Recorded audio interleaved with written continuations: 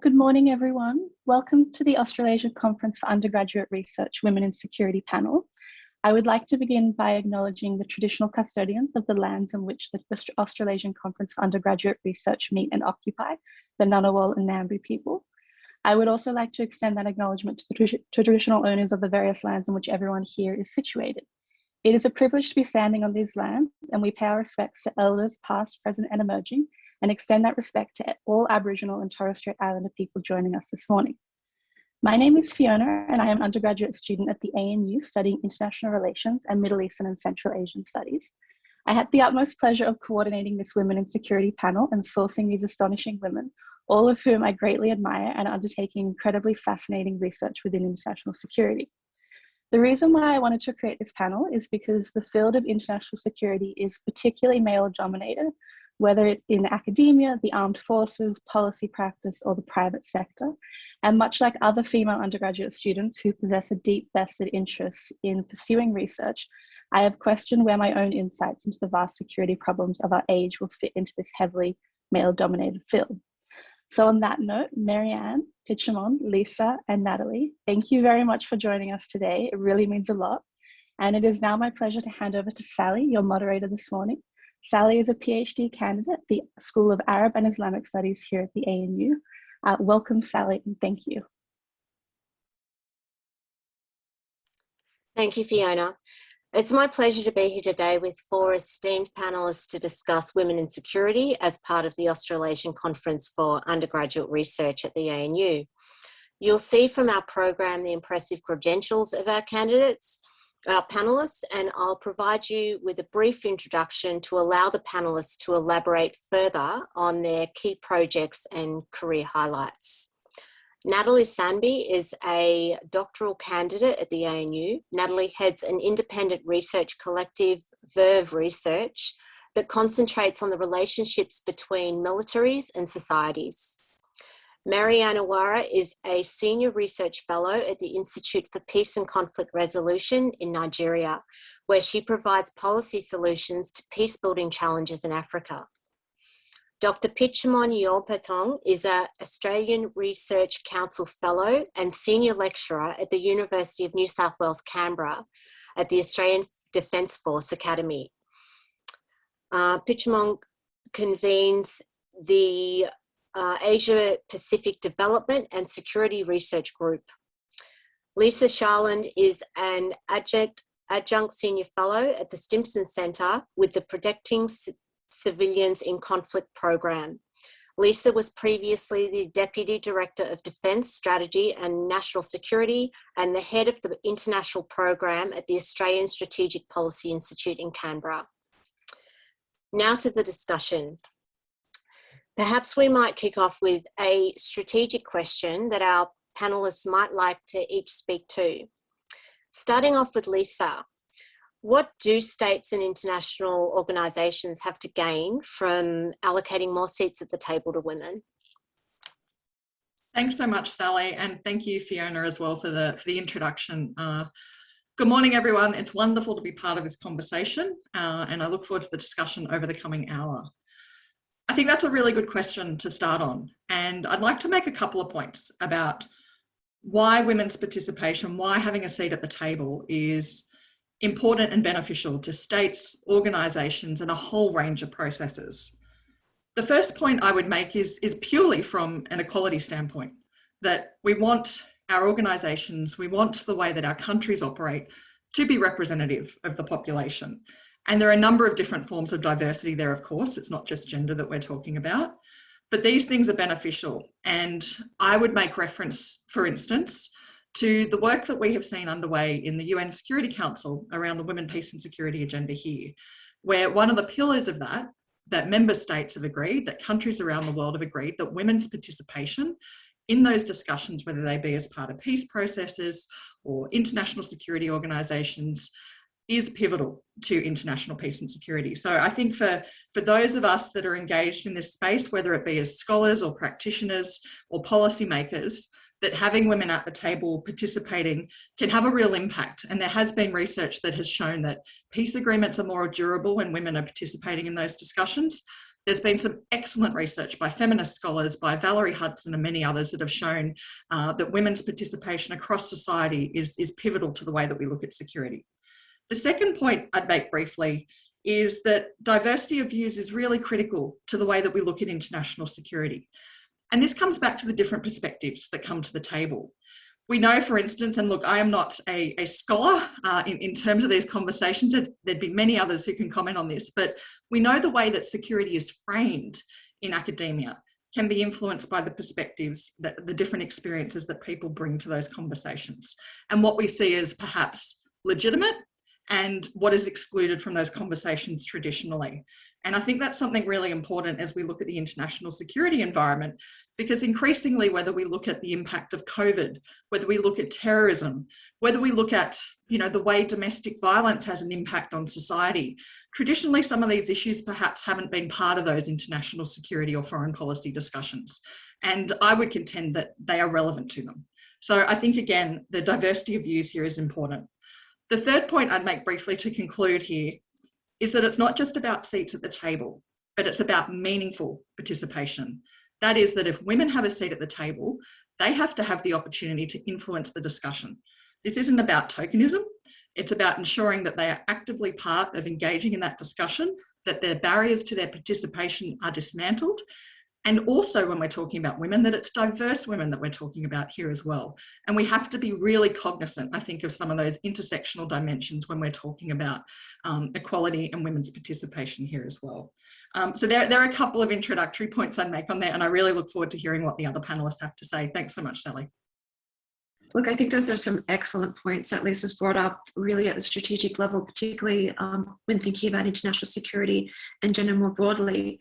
I'm going to take it down a little bit to the national level. And I think in terms of women's seat at the table, I think particularly in terms of leadership, particularly at the political level. And I think by having women represented in higher offices, whether that's in ministerial portfolios or whether that's in parliament or even heading up the country, that's really important as a representation, as Lisa said, of the population itself, but as role modeling the fact that women can have these positions of influence. I don't want to just say raw power, but certainly the case where young women think that these kinds of things is possible, and therefore helps them make different choices about the kinds of education that they might pursue in years to come. I think also there's a sense there when you have women who are within those circles and those conversations at that political level, you have a different form of accountability. As Lisa said, what is discussed is as important, what is not discussed, but also the way in which male colleagues can be held to account for the kinds of things that they say and the ways in which they discuss certain issues, can be perhaps complemented and perhaps held to a higher standard or a different standard of ideas and values when there is a diversity of views in the room. And again, as Lisa said, not just in terms of women, but in terms of different backgrounds as well. It's particularly the case, I've heard in Southeast Asia, that it's been lauded that there have been female heads of state, which I think has been important in some ways, but to just riff on a theme that Lisa introduced in terms of not just seats at the table, but meaningful leadership, we should be a little bit skeptical about how certain women have reached the positions that they have. It has certainly been the case in Southeast Asia, particularly in countries like the Philippines and countries like in Indonesia as well, that women have attained a top office by virtue of leaders in the past as well. So we have to be, take the good with the bad, that so far as having that representation has paved the way and provided a sense of role modeling, but not necessarily increased trust in that institution itself. So it's not only the fact that women are there, but we have to make sure and we make clear how these women reach these positions and to increase a system of selection for them that ensures that they not only increase further trust in that institution, but they've given every chance in order to perform as well. And perhaps we can expand a little bit on that, but I'll hand over to one of the other panelists. I think perhaps, MaryAnne, would you like to jump in? Yes, I will. Yeah. Sorry, I'm having internet connection problems, so I hope I don't get cut off again. But then I would like to speak from the context of Africa and particularly Nigeria, where we're experiencing conflict in different communities and societies, and then also looking at the role that women actually have in peace building and how the importance actually to the peace building process. So first of all, I like to say that women constitute half of almost every community in Nigeria. And so the task of peace building has to be done, or the consciousness to deliberately carry women along has to be done, not just by men, but also by women in partnership. So we know very well that in this part of the world, women are central caretakers. They're very essential to how homes are built, to how families are developed. And so, and everyone is affected when they're excluded from peace building processes. So women, first of all, are those who advocate for peace, and as peacekeepers, as relief workers, as mediators in these local settings. But then there's the reluctance, and I would tie it down to things around patriarchy. I'll tie it down to things around the culture, and I'll also tie it down to things around misconceptions and ignorance about what gender actually is.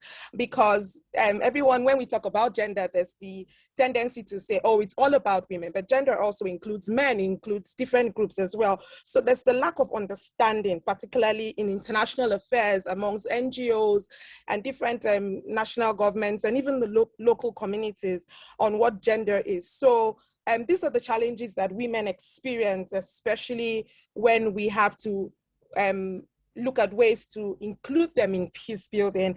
And the other problems that we have to tied to resources. The Women, Peace and Security agenda is very underfunded.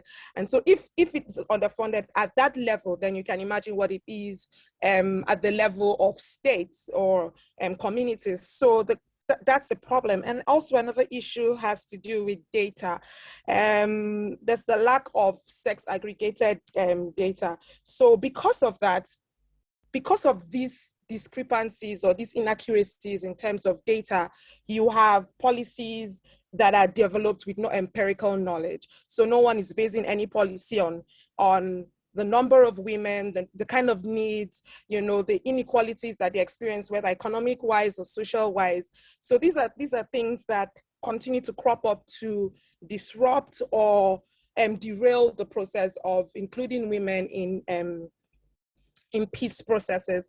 So it has to do with what I'm hoping is that at some point in the culture or in the practice of including women, or in a practice of inclusion, international community and local or national governments are able to look at these key challenges and flip them around as tools or resources for change.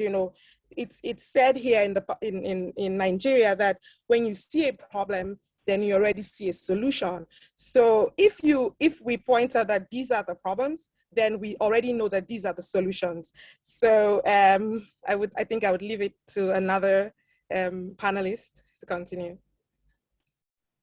I shall be that other panelist. I have to say though, Lisa, Natalie, MaryAnne, your interventions more or less sum up what I would have liked to say as well, right? So Lisa's point about intersectionality, Natalie's point about accountability, and MaryAnne's very cogent point as well about women as peace builders, as agents of meaningful change, I think really speak to what I wanted to say, which is I'm going to approach the question a bit different. Well, I'm going to frame my responses a bit differently here. And looking at the attendees who are, watching us right now, I'm going to kind of put to you how I would respond to someone who comes up to me and asks, why should you be at the table? Why should we invite you to attend a briefing or to attend a consultation? And I'm going to draw on the points that Lisa, Natalie, and MaryAnne have already said. But basically, women, like other marginalized groups and societies, are disproportionately affected by war and by peace, right? We've seen how the COVID pandemic has impacted women severely. We've also heard stories, of course, about how in war zones, or even in Bangladesh and Cox's Bazar, women are, of course, the ones at perhaps most risk when it comes to not just gender-based violence, but also other forms of violence and aggression. So in that regard, it is just integral. It's important that women's voices be heard. And as my other panelists have already said, this is about quality engagement. It's not just about counting how many women are, just nominally at the table sitting there. And I've spoken to plenty of women leaders at the national and community levels who say that they get invited, but they're not actually given a chance to speak and be heard, right? So it's about being heard as much as the ability to speak their opinions as well. So in that regard, women are disproportionately affected. And as MaryAnne already said, they are, however, the fundamental building blocks of societies, of families. They're the peace builders in their respective communities. And working with some communities in Southeast Asia, like in Cambodia, for example, I look at things like, hydropower dams and the insecurity they create for people at a very personal and everyday manner. It's remarkable how women are often the ones at the forefront fighting, right? They're the ones who are in the line of fire. And one interviewee I spoke to was really, she said something pretty powerful. She said that her role, even though she's a woman, she might not be as strong as the men, but she feels like she's the one protecting them. Because when they're walking, protesting in the streets, facing, police officers or the military, women have this kind of, they are generally seen as less threatening perhaps. And so for that reason, they're less at risk of being hit or being shot at. And so they're the ones who take the front line, and they're the ones who protect the men who then are walking behind them. But that's just one of many examples, right, of where women are the ones who often are fighting on the front lines in a very real way. And it's also for that reason that they deserve to be heard, and their experiences deserve to be considered in policy making. At the same time, I think, and this is what we're all touching on, is that it's a right. Women have the right to be at the table. We have the right to be heard. And so for really, in that sense, there's no reason why we have to justify why we deserve that seat at the table. And it's not just because we're women, right? It's because we have the experiences, we have the skill set, we have the ability, the expertise to actually contribute meaningfully to the discussion that's happening. So in that regard, I think it's a great question, and it's a question that you do get asked either in direct or indirect terms, but it's one that at the end of the day is simply just because women have something to say, and it's something that's important and that can really benefit policymakers and benefit policy in a way in the way that in a sense that policies can be made better and much more representative, much more accountable to the communities that they are supposed to serve. Thanks, everyone. I might go on to another question. Fiona, be ready to take over because my internet's a little bit unstable here. Pichamon, I just wanted to ask you a question to pick up on what you were saying before. You were speaking about how women were disproportionately impacted by security issues, and I think you all touched on that in a way. And there's relatively little research on international security issues that predominantly impact the lives and lived experiences of women. So what do we need to do to fill this gap? That's a fantastic question. I mean, I know many organizations working in the humanitarian development, peace and conflict space that will say, of course, that they have a gender policy, they do gender analyses, and they try to or aspire to be more gender sensitive. And all of those types of initiatives are wonderful in the sense that at least it means that we are recognizing that there is still a dearth of female voices when it comes to discussions in these areas. But at the same time, they can also very easily become just box ticking exercises, right? And again, it goes back to that issue of tokenism and all that. So it's, I mean, I'm not going to say that I can come up with a very kind of conclusive or definitive solution to that particular problem, but I think it starts with kind of, even for those of you who are students who are writing your essays or thinking about your theses, it's about the research topics, the questions that we ask as well. And it's about, we're all women here. It's also about our own responsibility in ensuring that other women's voices are heard. So in my research, when I work with communities, with women in those communities, it's about ensuring that, I actually try to have to represent their views in an authentic way, that I don't change what they say, but also that I, basically tell people that I'm taking this from another source. It's about ensuring that the research questions that we ask don't treat women as invisible, but acknowledge the fact that they are active, again, agents of change when it comes to the topics and the questions that we look at. So in that regard, I think it does start at the individual level, and it's not something that can be cured at simply, at an organizational level with big policies, but it depends on the actions that we ourselves engage in, and to what extent we bring other women into the conversation and ensure that we kind of bring them, really highlight their accomplishments and their contributions. Thank you. I wanted to know, did any of the other panelists have anything to speak to on that question, which was that there's relatively little research into international security issues and they predominantly impact the lives of women, their lived experiences. How do we fill that gap? Does anyone else have comment on that? I'm happy to jump in there briefly, Sally. I can't say what Pichamon said any better in terms of ensuring that the importance of the questions and ensuring that the experiences of women are reflected as part of that research is so critical. I come at it not as an academic, but I guess as someone who has worked in the policy space, and I feel a key question here is, what are we talking about when we're talking about an international security issue? And I think that question is quite fundamental, and it comes back to exactly what Pichamon said there about women's perspectives. How much are we integrating their perspectives into some of those conversations that are taking place?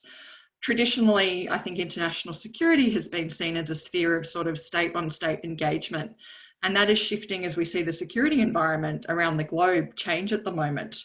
Traditionally, it hasn't looked at the domestic or private sphere where women have been actively engaged in their communities and households and have a whole range of views to add to that discussion.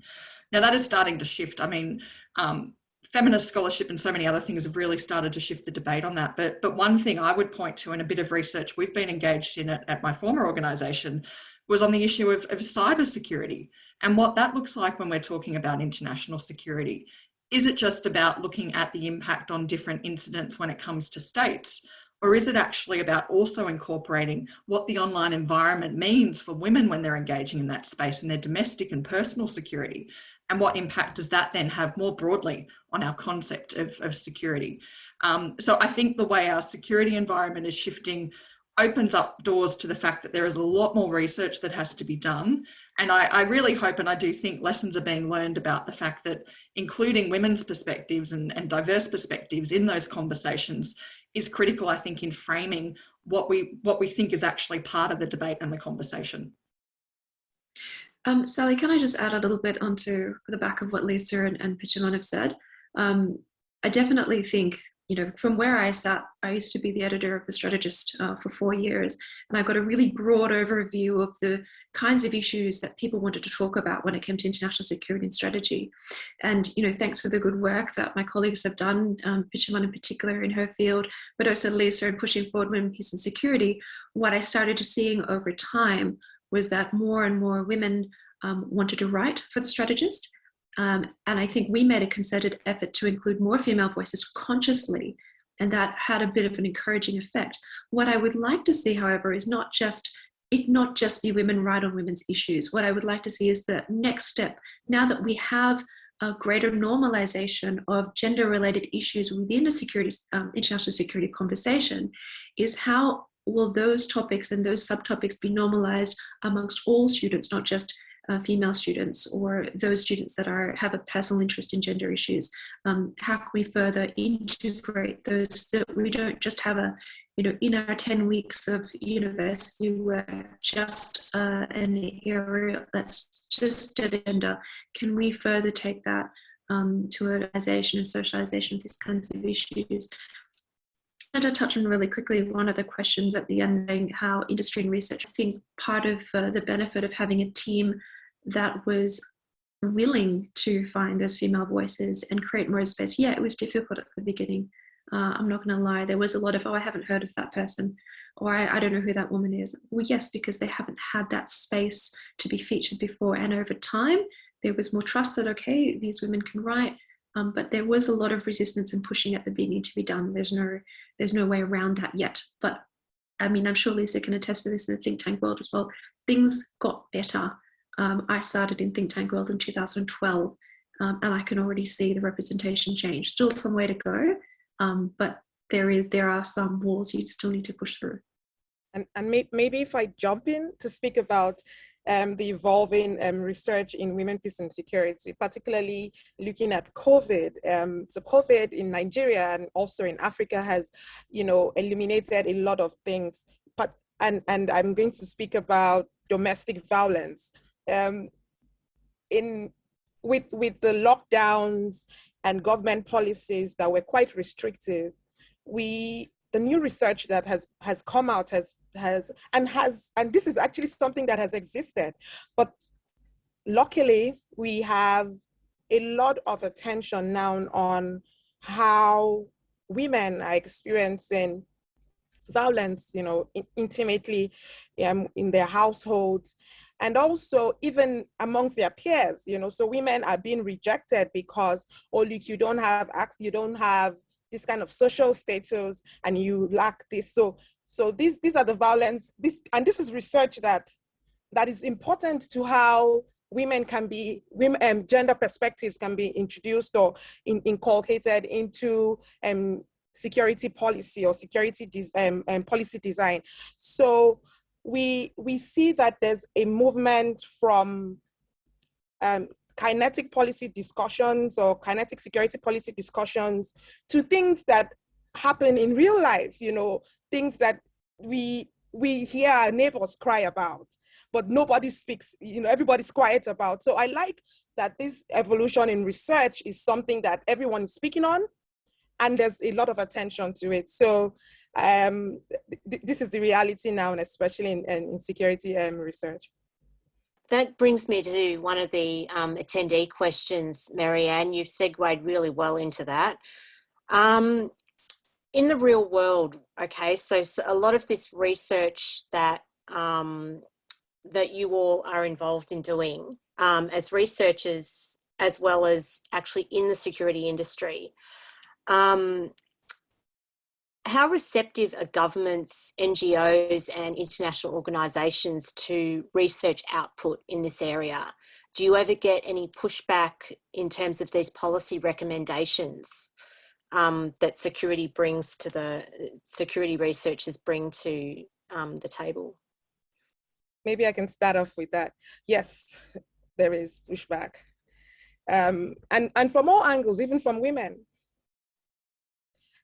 Women in parliament, surprisingly, are not pushing an agenda for increased political participation or representation of women. So when you produce research that should be inclusive, you realize that because it's the recipients mostly are male who have a patriarchal sense of entitlement and a culture, would initially reject this.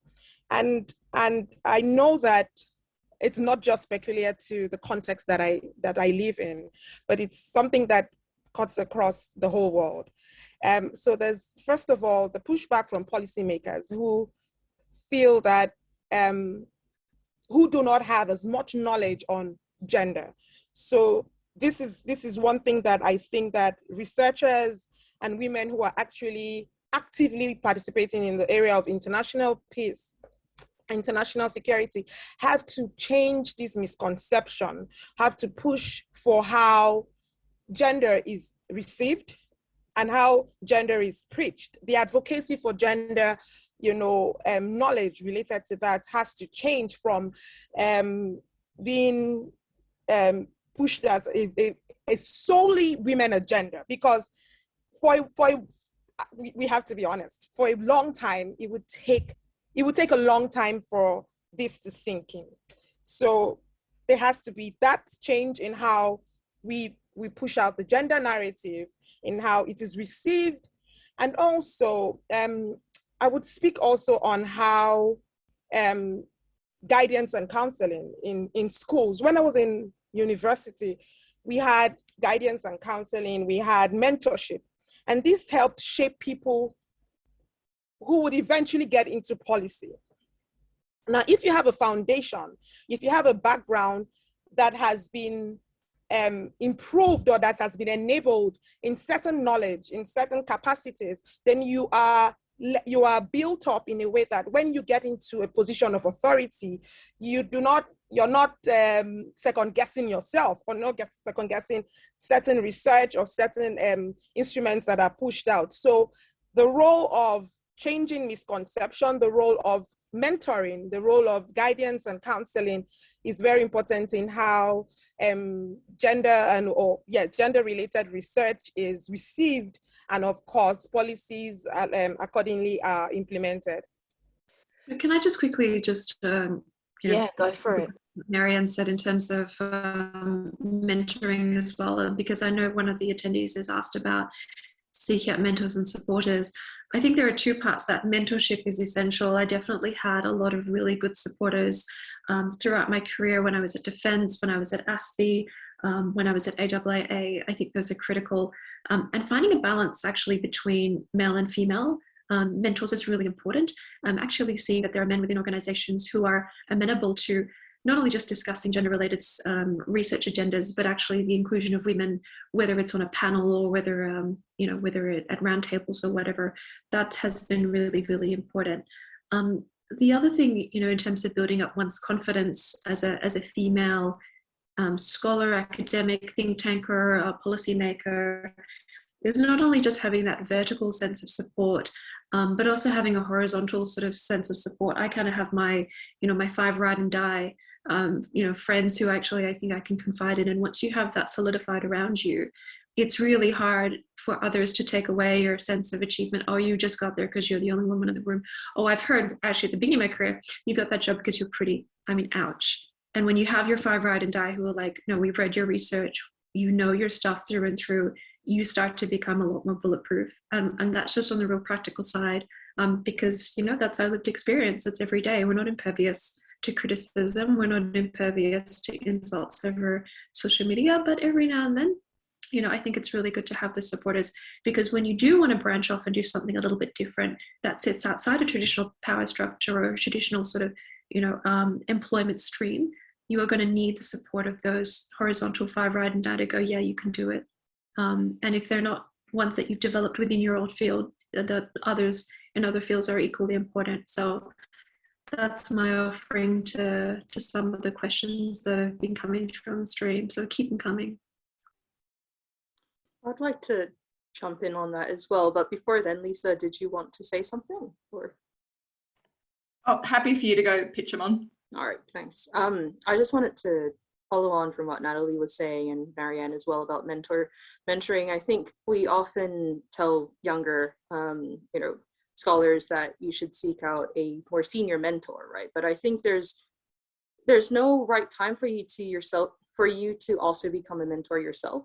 And I think it can start as soon as you're an undergraduate student. And if you have someone coming up to you, even if they're in the same class, right, they're your peers, you can still mentor them. And that not only benefits them, but it also benefits you, right? Because then it gives you kind of like an outsider's perspective almost. And I find personally, at least, it gives me a chance to reflect on my own experiences and what I can also do better, or what I can do more of. So I just wanted to put it out there that don't just see yourself as being a mentee, but also start thinking about yourself as a mentor, and think about what you can do for the people closest to you, but also for your wider community. I might just jump in there briefly on the mentorship discussion, because one of the points I'd really like to make in working in this field is, and I've made this in a couple of occasions, is you often look at someone's resume and you see their success pattern. You see how they got to where they got and where they achieved and where they were successful in getting jobs. What that doesn't include is all the setbacks they had along the way. And I think one of the wonderful things about mentors or peers or having that network and close group of supporters whose views you trust, because you know they're going to give you an honest answer that's not reflective of power structures or threats that might come from other people who might look disapprovingly on your work, or a whole range of other issues, is really important. but also because that community of people that you build around yourself, and you start doing that from your early days of university. I still have contacts to this day of colleagues that I met then who will be the first people that I'll go to, who were my peers when I was studying. They've shared their failures with you, and failures isn't a great term to use, but I mean the setbacks. And I think those conversations are also really integral to learning and developing and moving forward in your career, because we all have them. We've all had those knockbacks, but often they're not the ones you see when you see someone up there presenting their research that is really well acclaimed.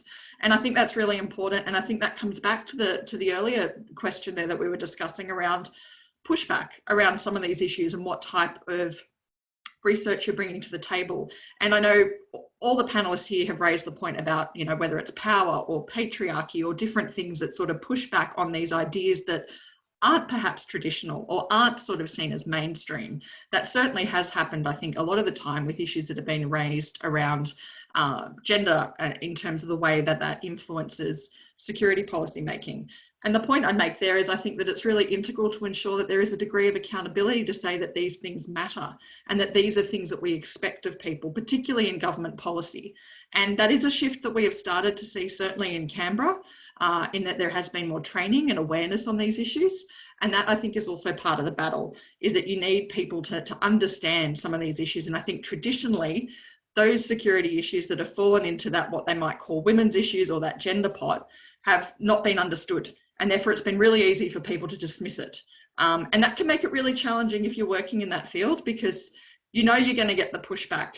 You know you're going to get tagged as, well, she just focuses on women's issues, and all the other issues that you work on will get dismissed really quickly. So I think that is starting to change, but I think it comes back to building that resilience and that community around you that says that these things matter and your work matters. And I think that's really important. So I could only just echo that from the other panelists. I think it's so important. Thanks, everyone. I wanted to jump to another question from the panel, but I'm going to, from the attendees, I am going to shape it a little bit differently just to conflate a couple of concepts. I want to ask you a question as researchers specifically. And all of you have worked across the world and looked at complex security situations, often where transparency is missing and we can't often really understand what is happening in a complex security environment. The question that comes in from the attendees is about what is happening in Tigray, Ethiopia. But the way I'm going to ask the question, because I'm mindful that none of you necessarily have specific subject matter expertise in that particular conflict, but it is an example of a complex security issue. As researchers, what are the challenging aspects of gaining insights into a complex security situation? And we could apply this perhaps to South China Sea, Northeast Nigeria, or indeed what's happening in Afghanistan at the moment. So as researchers, I'm wondering if you can comment on how do we get information about these things? I'm happy to kick off just quickly because I would consider myself someone who focuses on Indonesia. And with COVID, it's been near impossible to get information. It's one of these things where in my field, face-to-face conversations are critical, and that's face-to-face in person. And in absence of that, it's been really challenging. You know, there's no two ways around it, but in absence of that, the best you can do is to learn as much as possible about the history that has come before. So if you're taking an understanding of what's going on in Tigray at the moment, or in Papua or in Afghanistan, is to really knuckle down that history. And then as much as possible, leverage what you can on social media, use outlets for as many perspectives and triangulate and use a critical eye for that kind of information. But that is as best, I think, in certain circumstances where face-to-face conversations are not as easy as they might have been pre-March 2020, but certainly there is a plethora of information out there. It's just, are you willing to troll through it, or if you've got scraping tools, online tools to be able to make that more manageable.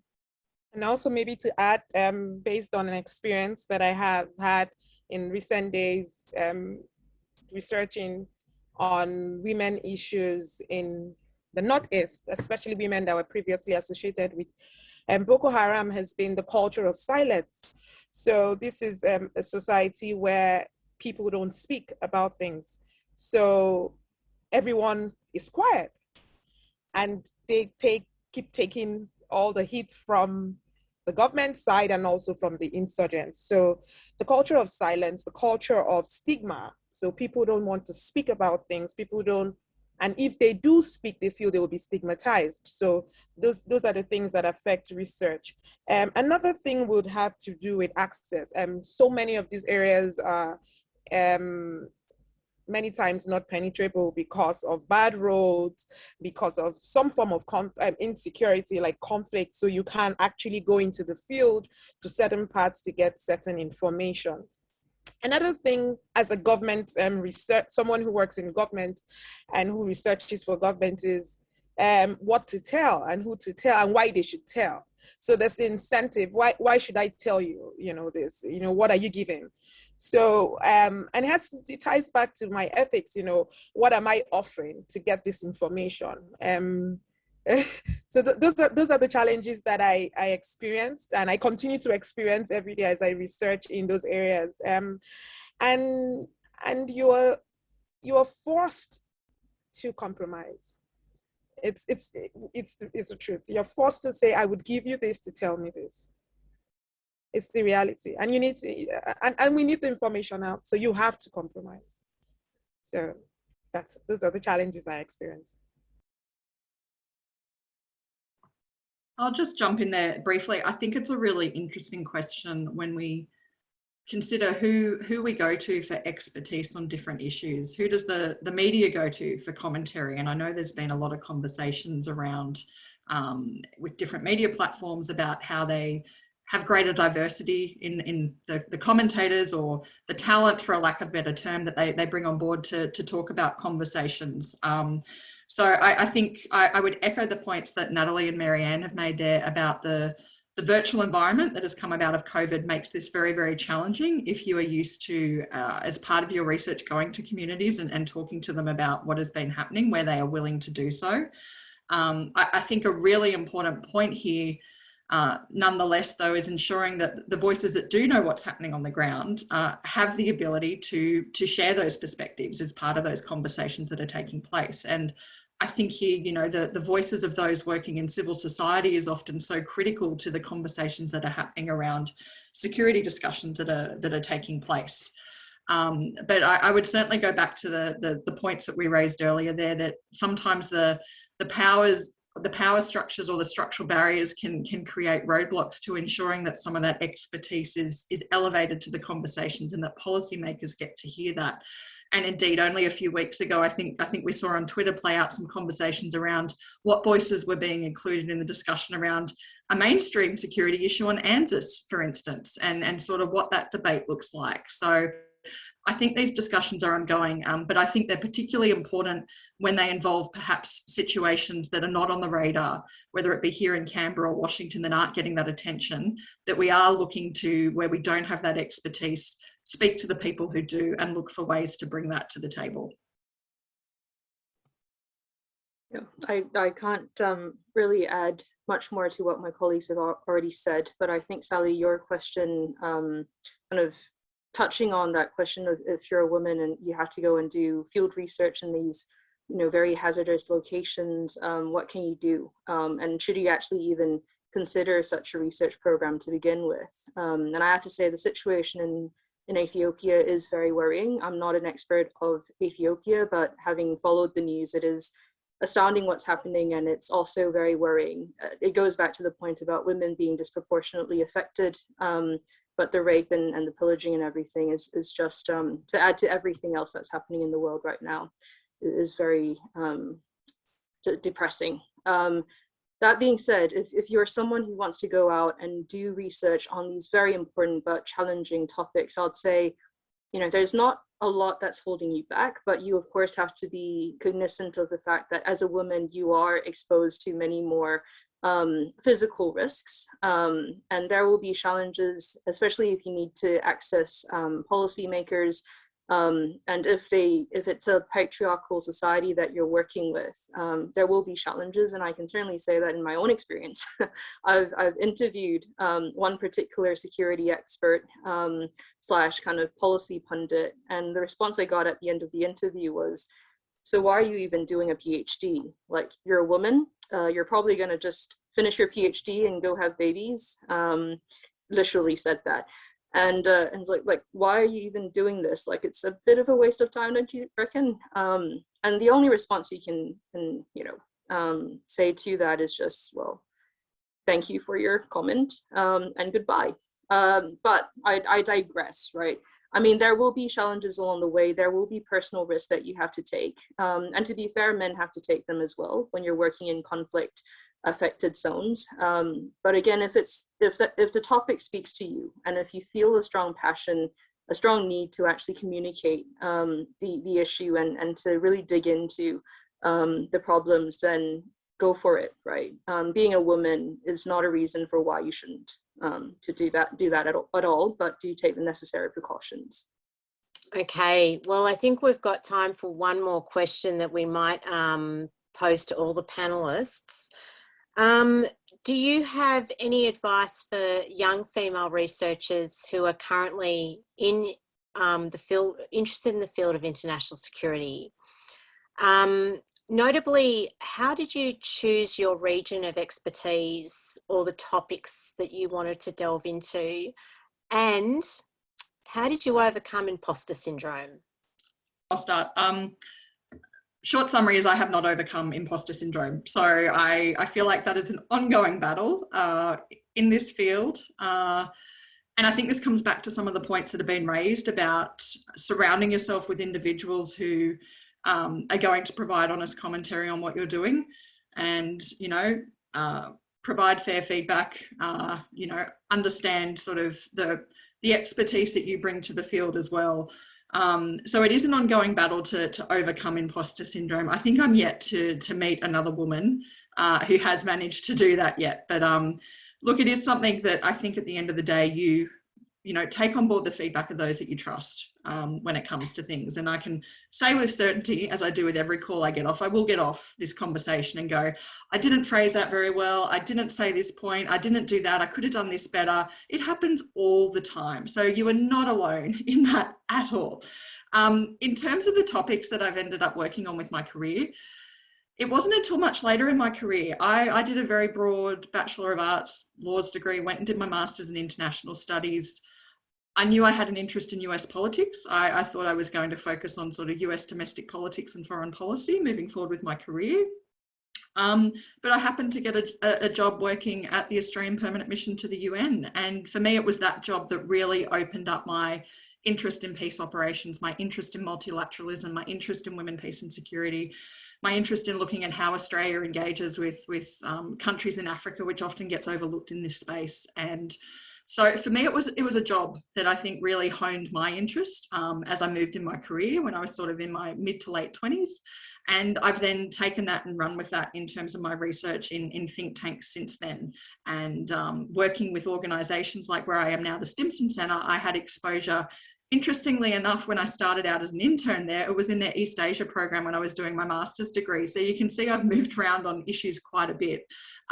So I would say, don't be too concerned about figuring out exactly what you're interested in right now. I think that will come to you as you sort of move through your career, as you undertake, whether it be more research, whether you get out into government for a while and come back.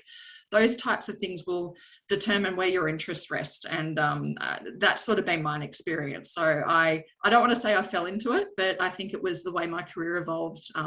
For me, identified what really ignites my passion when it comes to research and being able to undertake work on issues that I'm quite passionate about. Maybe to add, and I think everything Lisa has said is the truth. I still struggle with imposter syndrome. And I know very well that when I go back after this meeting, I would go and I'm like, I was going to say this and she said it, so you would experience this. We would experience this all our lives. Whether in small forums or large meetings, we will experience this. But then one thing I have also learned is also to seek help. Always seek help. And to people that want to help you, you would sense it, you would discern it. There are people who would want to put you down, but then there are people who are very passionate and concerned about how you grow, how your career evolves, and want to support you. So you should actually be discerning about those people and try to just surround yourself with those people and always go to them.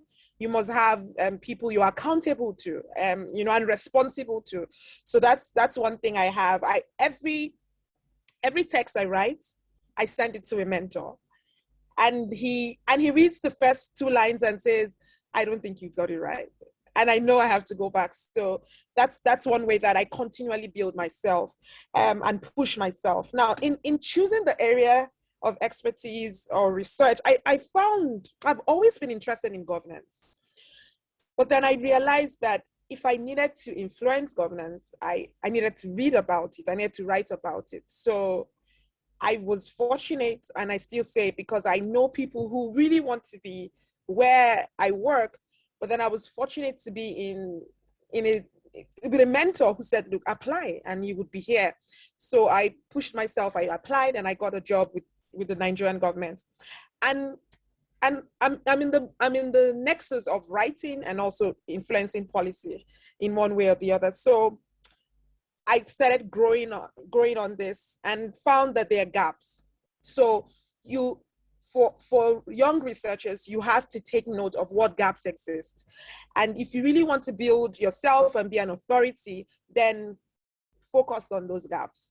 So I realized that there's very little research on stigma and perceptions, especially in conflict settings in the Northeast. And I'm like, okay, this is something I could do. And I feel like I'm working on it and constantly improving and building on it. So that's the area that I want to be known for. So it's first of all, understanding your niche, your strengths, and then capitalizing on that and then building the niche, but then never lose out on the opportunity to ask for help. It's the way to grow. I'll just jump in quickly after MaryAnne. I just want to, finish off her point about finding gaps. That's pretty much where I was at, with my expertise. I started off as somebody who wanted nothing to do with the military. And my first job at Defense was working for an SAS major who completely changed my way of thinking about the military, to the point where in 2012 I was applying to be an Army officer, with Intelligence Corps and the Australian Army. So my life really changed. So just be open to where you think you're headed. But I had a nudge from somebody, Hugh White, who said, look, there are gaps here about people who are studying Indonesian strategic issues who come from a cultural background, who may understand it a bit better. So he nudged me that way. And then eventually when I started doing more in the Indonesian military, I was told jobs in think tanks, oh, you have to be a Southeast Asian generalist. I'm like, 10 countries? Get out of here. It took me long enough to get my head around part of one. So I got to the point, like MaryAnne said, like own that area that you want. I decided I was not going to change my expertise for what was available out there, and that the last job application I would write would be for myself. So I work for myself now, and it's a damn hard road, and that's a whole different conversation, but be prepared to look outside of the paradigms that are out there and the options out there. That sometimes there are things there that don't exist and you have to create them, or you sometimes plant the idea in other people's heads and those things then can exist later on. A quick word now on imposter syndrome. Yeah, I got it too. Yesterday I wrote a piece, finished it up, sent it to the editors. I'm like, I miss this. Be really careful to understand the difference between imposter syndrome and perfectionism, because they can both be crippling and they're not necessarily the same thing. And I think perfectionism, nothing will ever be good enough until you realize that sometimes you have to decide, okay, it says what it needs to say. Okay, that it's not perfect, but it has to be out there, and you need to make a decision that not only is your work good enough, that you are enough. Again, that comes back to your 5 ride and die, having your horizontal mentors, your vertical mentors, but people from the outside can tell you that you are enough and how good you are, but somewhere, one day there's going to have to be reckoning within yourself. So whatever you can do to boost your emotional intelligence, to give yourself all that sort of kindness and acknowledgement, that's probably the most important thing you can do. You're here to that. I have to say, I like everyone, we didn't even have to finish this conversation for me to start thinking about, oh, geez, I stuttered a lot just now. But I have to say, for me at least, I actually now feel like we need to start embracing the imposter syndrome and perfectionism. I mean, especially I feel like these are two characteristics that are quite commonly found amongst researchers and academic types. And yes, the crippling bit is terrible, and that's not what you want to have happen. But on the other hand, I think it also speaks to the fact that you know your own limitations. You know that you don't know everything, and that's where it in part stems from, right? And I feel like instead of talking about it in terms of being an imposter syndrome, I think it's actually about humility. And to me, that's actually a strength, right? Because when you're going into a new, and again, I'm a very field-based researcher, so going into a community, going into a new country, you have to be aware of your own limitations and the limits to your understanding. And you also have to be aware that you come with your own biases, right? But if you're going in there and you realize that, I think that's the first step towards doing, meaningful research. And I think that humility can also work well when you're trying to build trust with the people you're speaking with or the communities you're trying to work with, right? Because they can sense it as well. And if you go in as not an educator or researcher, but you go in as a student, as someone who's seeking to learn more about an issue and willing to listen to what they have to say, I think that can be a strength, right? So sometimes perhaps, and I'm kind of following what Natalie started here, which is deconstruct what these things mean as well. And instead of dwelling on the negatives, try to think in terms of how does it make you better as a researcher, as an employee, as or for your organization. How can it lead you to do better work, right? And on that note, I know I'm going to sound super cliched, but given that the questions we've been receiving are from like undergraduate students, you're all so young. And it's just, you have a lot of room to make mistakes and to be imposters, even if you wanted to. And that's fine. Like we grow, we learn, and you're gonna look back on this 10 years ahead, like in the future, and think, why was I worrying about this? Like it had no impact on me whatsoever, but it was a good experience nonetheless, right? So in that regard, don't be afraid to go out there and make mistakes. So long as you're not harming other people, that's the kind of the red line I would draw it at. But so long as you're kind of experimenting and being adventurous about it, I don't see why you shouldn't take that risk. And on that note, it's, no one can tell you to not be confident. You can only tell yourself that, right? So for that reason, it's about getting into your own head and really reassuring yourself that you have things together. So I'll stop there, but it also, I guess, I didn't really stop there, but I was just going to say that this also applies to when you're thinking about your own career path, right? You can experiment, and as Natalie said, there are so many different jobs out there outside of the normal paradigm of working 9 to 5 in an office setting that can be very rewarding. So do keep your eyes open for those new experiences and opportunities. And I will really stop there now. Thank you so much, everyone. We will have to wrap up now. I want to say a big thank you to our panelists, Lisa, Pichamon, MaryAnne and Natalie. We've really today, the conversations really serve to highlight the invaluable research that's being undertaken by women in the field, and you too, you four are exemplary in that respect. The findings really do show that it's indispensable, the contributions that you're making into decision making and the peace building instruments that we have around the world. It also points to the anticipated dangers when women are absent from leadership and unrepresented in this sector. So thank you so much once again for everyone, and thank you to Fiona for organising it, and for the ACUR administrators for having myself and the four of us. It's been an absolute pleasure. So thank you, everyone.